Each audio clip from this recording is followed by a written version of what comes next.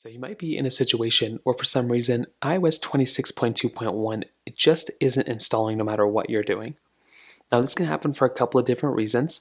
Number one, the main thing I would recommend kind of doing here for the most part is to just go through and just see if you can basically restart the update.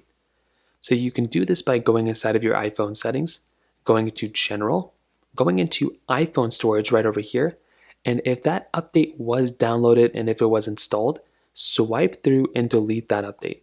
So just like this, swipe through, delete that update, and then swipe back out and click on software update and try software updating your iPhone again. Sometimes you might just have to do that, and that's a really easy way to fix this particular problem.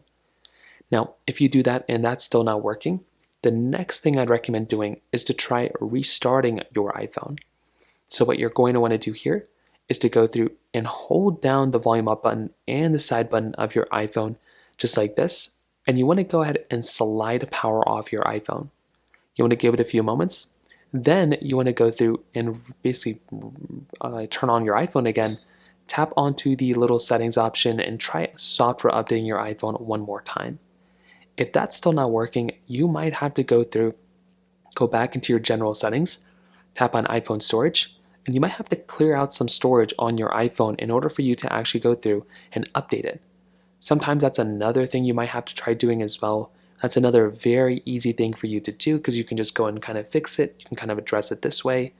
If that's still not working, you might have to go through and use your MacBook or Windows PC in order for you to actually go through and update your phone as well. So those are kind of the main ways to do it. If you have any other thoughts or questions, please let me know in the comment section below.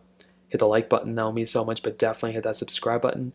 More importantly than everything else, I love every single one of you guys. Hopefully I'll catch you guys in the next video. Peace out till then.